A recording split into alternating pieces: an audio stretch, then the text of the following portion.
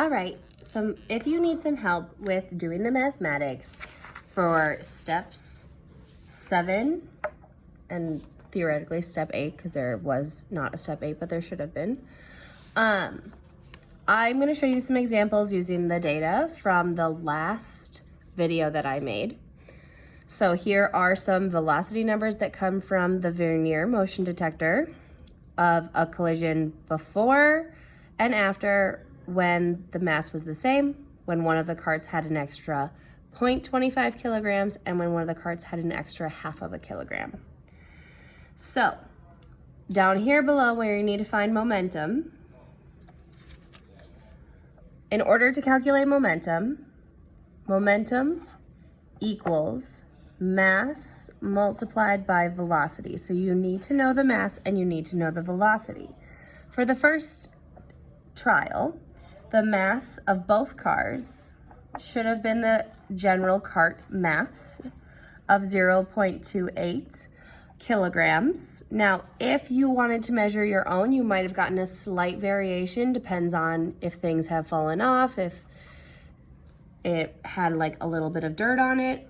But in general, this should be close enough to see what we want to see in our lab today. And for trial 1, so this will be trial 1,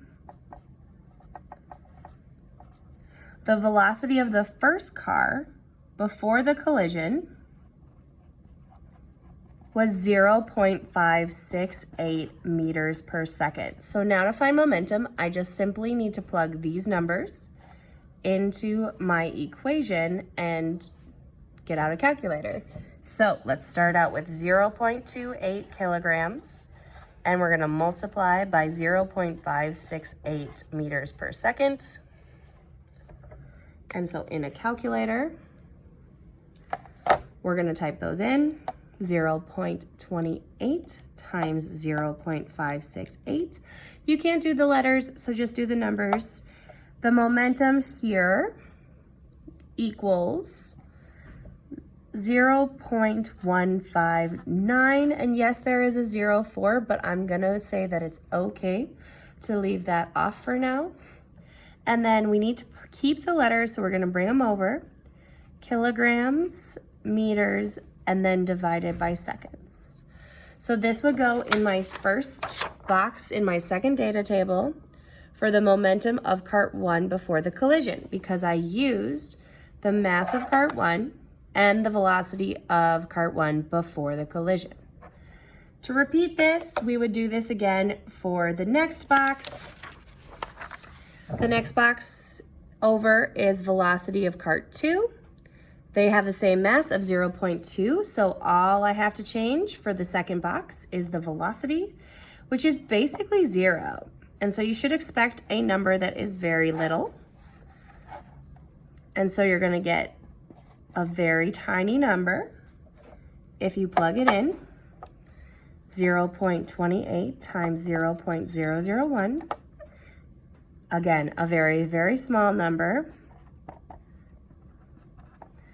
We get 0.000, and with rounding, that would be 0, but if you want to add the little bit, you can. I won't be mad. So this is kilograms, meters per second with rounding.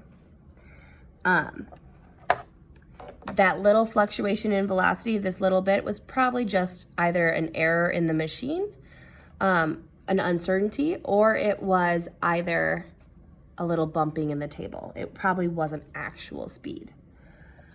So we have that momentum, the other momentum. If I were kind of keeping track of my little data table, we have the momentum of cart 1 before,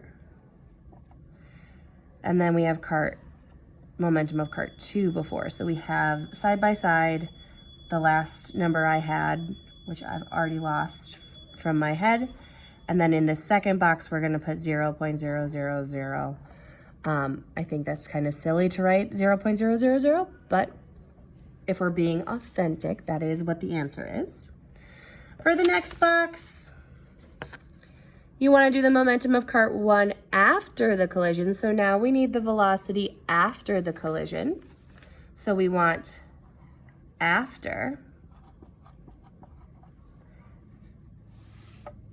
And so that number from my data table was 0.122. And so we plug that in. We grab a calculator. 0.28 times 0.122 gives me an answer. And again, I'm going to round to 3 decimals. 0.034 kilograms meters per second. So that goes up in my box on the P1 after. So this is before, this is before, this is after. So it goes up here. And then I have one more to do, and I'll get that number, don't worry. And so the last one is velocity 2 after, which was 4123. So if I plug that in the calculator, 0.28 times 0.423 gives me 0.118. And again, we're gonna round there. 4 is under 5, so it's acceptable to round down. If you want to keep all the numbers, I said before, you can. And I'm just gonna grab that last number that I need for the beginning. 0.159, okay. Cool. You would repeat this to fill out the other 3 rows. Now I want to highlight though that in trial 2, you did add 0.25 kilograms to cart 2. So you will be multiplying 0.53 kilograms times whatever velocity. That is important to keep track of for cart 2. Now, for step 8, which again, my worksheet doesn't have, we want to know total momentum. And so momentum total is equal to momentum 1 plus momentum 2, etc. If you had more, there would be more plussing, but we only have 2 carts. So in my data table, I want to do before and after. I want to do before and I want to do after. So I need to add these 2 numbers. Easy when that is 0. This comes 0.159. But afterwards, I probably need a calculator for that. So let's do it in a calculator. 0.034 plus 0.118 gives me 0.152. And so you're going to continue this for all your trials, and they're going to ask if you see a pattern. Hopefully you do. But that is experiment number 4, how to do the math.